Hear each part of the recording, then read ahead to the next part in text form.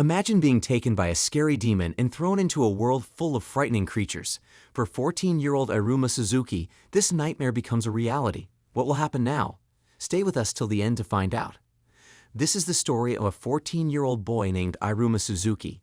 He's had a tough life because of his neglectful parents who forced him to work, despite him being underage. One day, while working on a ship, something strange happens to him. As huge tuna fish start falling from above, he tries to dodge them all. But just when a tuna is about to hit his face, everything suddenly stops. Now, Iruma found he is not on the boat anymore. He's tied up and in front of a demon named Sullivan. Iruma is very confused as Sullivan starts talking in a weird language that he can't understand. So Sullivan uses a magical spell to make Iruma understand that his parents sold his soul to him, and now he's taking him away from Earth to a place called the Netherworld, where demons live. As Iruma tries to make sense of everything, they arrive at Sullivan's mansion. Inside, Iruma sits in front of Sullivan, who has a special request. Sullivan wants Iruma to be like his grandson because he's never had one, and he's always wanted to experience having a grandchild like his friends do. While talking about this, Sullivan keeps asking him very nicely, and Iruma, being the pushover guy who has never said no to anyone in his life, tries not to agree. But when Sullivan adds the word please, a word Iruma can never say no to, he agrees, and they become like a grandparent and grandchild by signing a binding contract. After the contract is done, Sullivan magically transforms the room into a luxurious one. He assures Iruma that from now on, he'll take care of everything, his food, clothes, and most importantly education, now that he's his grandson. Iruma is also told that he'll be attending a school alongside other demon students. Despite Sullivan's excitement about having a grandson, he cautions Iruma that he's the first human to ever attend this demon school, and it's crucial that no one finds out he's a human. This way, he won't end up as someone's meal. Before leaving Iruma in his new room, Sullivan pours a whole bucket of perfume on him. This perfume will help Iruma blend in with the other demons and not stand out due to his human scent. After leaving Iruma, Sullivan meets his security demon, Opera, in the hallway. Opera asks him why he adopted a human instead of a demon. Sullivan simply says that Opera will understand one day and then walks away. Meanwhile, Iruma falls asleep in his room, thinking it's all a dream. But the next morning, Iruma comes to know it's a reality after all and forces himself to get ready for school. Moments later, they are on the way to school, where he, Sullivan, and Opera stop to take pictures with the entrance ceremony sign. As they approach, Iruma sees many demons flying towards the school, which surprises him. Sullivan and Opera drop him off at the school named Babel's, and from there, Iruma is on his own, trying to avoid being eaten by any demon. A little while later, Iruma finds himself surrounded by big demon kids who notice something strange about his scent. This makes Iruma very nervous and scared. However, as he looks closely at the students, he starts to realize that they all seem pretty normal, just like students at a human school. During the ceremony, everyone stands up and sings the school song, which talks about humans being food for demons. Then, the school representative starts speaking, and Iruma is surprised to learn that the director of the school is Sullivan. Moments later, Sullivan comes on the stage and can't stop talking about Iruma, and even shows the photo they took on the way to the ceremony, making it float in the air. After Sullivan's speech, he leaves the stage, and they call up the new student representative, Asmodeus. But before Asmodeus can speak, they announce that Iruma, the new honor student, will give a speech instead. When Iruma gets on stage, he's confused and doesn't know what to do. Then, the floating picture lands in front of him, and he sees a message from Sullivan written on the back. All he has to do is read it out loud. However, when he starts reading, everyone gets shocked. It turns out that what he read were forbidden spells, and if he had made a mistake in pronouncing, his body could have exploded. But a teacher explains that if someone says those spells correctly, it prevents them from tripping or falling for the whole day. After the speech, Iruma steps off the stage and ends up in a fight with Asmodeus, who is mad because Iruma stole the spotlight on the very first day of school. Asmodeus is a powerful demon with strong abilities and attacks. On the other hand, Iruma, despite his tough life, is really good at avoiding attacks and defending himself, even though he can't attack back. So the fight begins with Asmodeus attacking over and over, and Iruma dodging every attack. For 20 minutes, this continues with Iruma dodging every single attack safely, and this impresses other students and makes Asmodeus even angrier, who start thinking that Iruma is disrespecting him by not using any powers. Moments later, Asmodeus strikes again, but this time not just misses Iruma, but almost hits a girl standing at the back, and Iruma, in an attempt to protect the girl, ends up doing a German suplex on Asmodeus, concluding the duel. Afterwards, Iruma goes to Sullivan's office to explain everything, and soon Asmodeus joins them, asking Iruma to be his lord since he lost the duel. That wraps up Iruma's first day at school. The next morning, Iruma has a scary dream about his parents selling him to Sullivan, but when he wakes up, he finds a very excited Sullivan in his room, bringing him back to reality. During breakfast, Iruma's special ability is revealed. He has a huge appetite and can eat more than any human or demon. Sullivan reminds him that it's his first day of school and gives him books, a new uniform, and even a handkerchief with embroidery, despite hurting his fingers while making it. Iruma also gets an intimidating alarm clock to help him wake up on time. Even though Iruma originally planned to tell Sullivan that he wants to go back to Earth, he can't bring himself to do it and accepts his current situation again. As he heads to school, Sullivan wants to follow him and take lots of pictures, but Opera stops him from doing so. At the school gate, the student council president scolds the deployed demons, telling them to greet students properly and talk tough because they're supposed to act like demons. Meanwhile, Iruma tries to slip by without being noticed, but Asmodeus, who has been waiting for him for a long time, stops him and gets down on his knees to ask Iruma to give him his bag to carry, ruining Iruma's plan to stay unnoticed in school again. While they head to class together, Asmodeus tells Iruma that they're in the same group and explains how the groups at school are formed. The students are divided into 4 groups for practice before regular classes start. Today they're doing a ritual called familiar summoning, which is a big deal at Babylis. In this ritual, students summon magical creatures that will be their helpers in battles. The creature they summon determines their rank, which affects how well they do in their studies, so it's a very important event. As they arrive at the familiar hall, the intimidating teacher, Nibarius, enters and announces himself as their advisor. He warns that anyone who fails will be expelled, particularly giving Iruma a stern look. Nibarius then presents a cute board that he seems to dislike. The board explains the familiar summoning ritual, where students enter a magic circle with a card sheet and put their blood on it before setting it on fire. Nibarius' stamp is placed on the card sheet, and each student's blood determines the creature they summon. When a student asks if it's dangerous, Nibarius responds that familiars are like assistants, and if they disobey their lords, they'll face consequences and punishment. The ritual begins, and each student summons their familiar. Asmodeus summons a powerful serpent, which is considered the best among the group.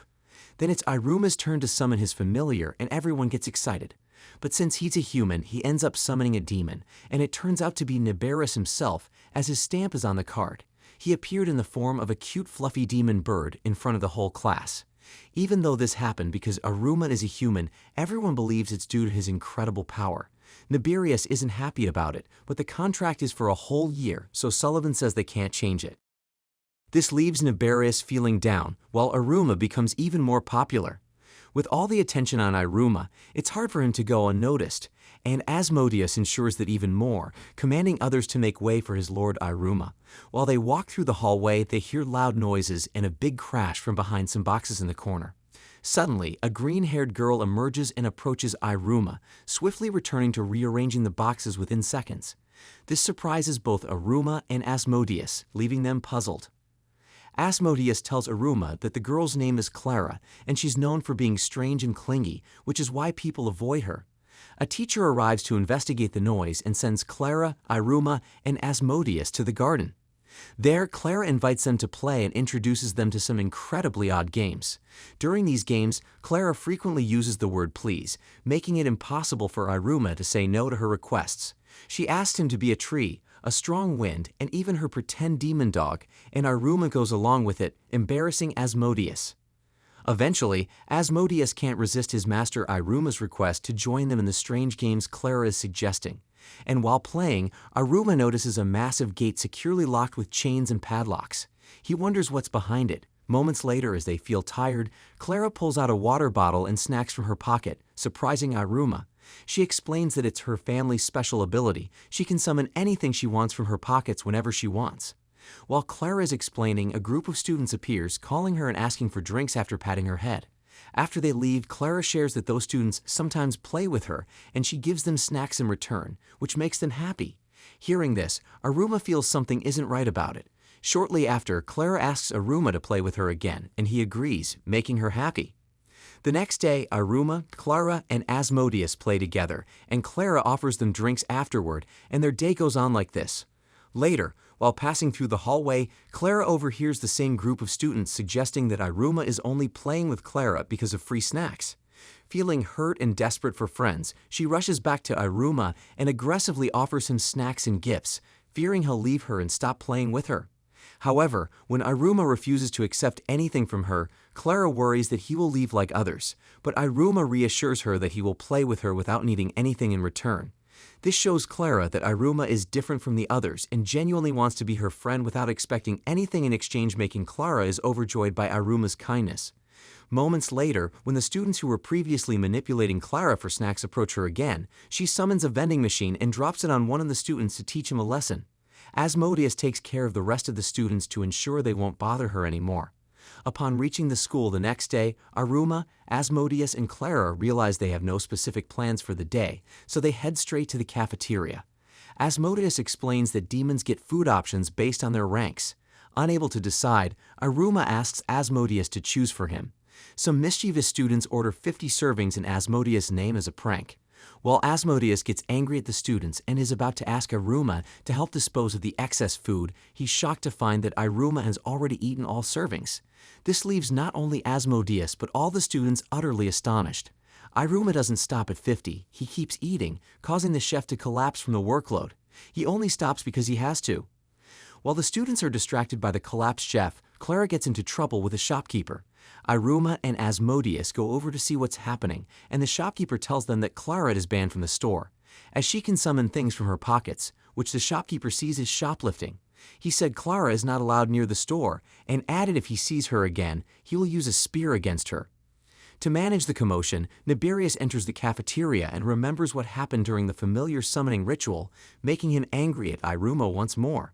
He then shifts his attention to Clara, who turns out to be exactly the kind of person Niberius despises the most. Clara doesn't let him off easily and asks if he's Iruma's familiar. Moments later, she instructs Iruma to grab a sticker from the store, stick it on his hand, and raise his hands.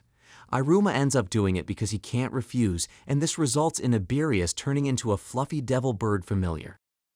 Now, Niberius is furious and yelling at Iruma while the shopkeeper is trying to catch these shoplifters because they shoplifted the familiar summoning sticker.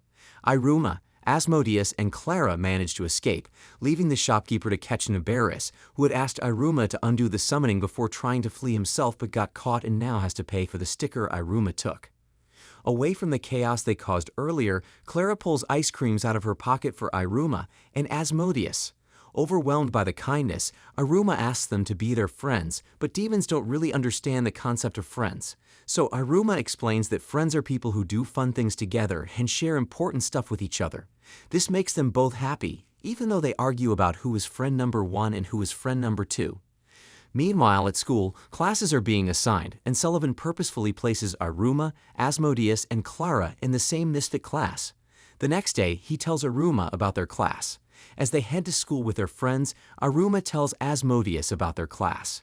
He's relieved when Asmodeus says that any class with Iruma is automatically the best. Asmodeus asks Iruma why he prefers to walk instead of flying like other demons. Iruma realizes that all demons can fly but can't explain why he walks. Asmodeus guesses that Iruma is trying to strengthen his legs through exercise, which seems like a good answer. When they arrive at school and check their class assignment, they enter the first-year tower to find their class. They see a lightning arrow, thinking it will guide them and start following it, passing by different students and classes along the way. They come across a demon who's really good at stealing stuff and a teacher showing off magical things. Iruma starts to think that this high school with demons seems pretty normal. Following the arrow, they end up outside the tower and in a cave. They venture deeper into the cave, with Clara excited and Asmodeus contemplating various possibilities. Eventually, they reach a massive gate. When Iruma opens it, they trigger a series of booby traps. However, Iruma's incredible evasion skills allow him to dodge every single trap that comes his way. It turns out the students had bets on how many traps someone could dodge before getting hit. Iruma dodged them all, while another student, Stabnock, got hit by every one of them. Stabnock is determined to prove himself and become the Demon King, the ruler of the Netherworld. There are 10 ranks for demons, with the highest being Yun, and the Demon King is selected from the top-ranked demons. Class rankings are essential as they determine the demon's strength and potential to become the Demon King. Stabnock gets annoyed when he realizes that Iruma doesn't know much about the rankings and isn't impressed by them. Asmodeus intervenes, and the conversation shifts to him and his familiar. Stabnock comments that his familiar has more legs than Asmodeus, suggesting he's superior. This irks Asmodeus, who questions the logic behind that statement. Meanwhile, Clara is busy measuring Sabnok's height in her own way. Sabnok claims that Asmodeus is no longer his rival because he's now Iruma's servant. Asmodeus proudly states that he's not Iruma's servant but his friend, and he attempts to explain what a friend is. However, their discussion is interrupted when Neberis enters the class and informs them that he's been appointed as their teacher. After taking attendance, Neberis announces a test to determine their rankings. He explains the details using a cute cardboard prop he dislikes and smashes it on the ground even before it finishes explaining. The test involves a race to a designated endpoint to claim a flag, showcasing their flying abilities. Sabnok suggests taking a shortcut through the valley, but Neberis informs them that it's off-limits due to the Guardian of the Valley's bad mood. The Guardian is a powerful beast that rules the area and poses a danger to the students. When the race begins, Iruma faces a major problem: he can't fly. As he stands on the cliff's edge contemplating his situation, Neberis pushes him off, thinking he's just being lazy. Meanwhile, the Misfit students engage in various misadventures during the race, including stealing a demon bird's egg, being attacked by demon birds, and dealing with demon flowers. Sabnok takes the forbidden shortcut but unknowingly attracts the attention of an angry demon bird.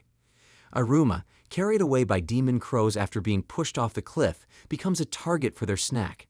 However, a loud noise startles the crows, causing Iruma to fall into a demon bird's nest. He realizes he's in grave danger as he looks up at the looming demon bird. So, what do you think will happen to Iruma in that bird's nest? Will he make it out safe, or is this the end of his adventurous journey in the Netherworld? Tell us in the comments below. If you're excited to see what comes next, remember to subscribe and hit the notification bell. We'll see you in the next episode of Welcome to Demon School, Iruma-kun.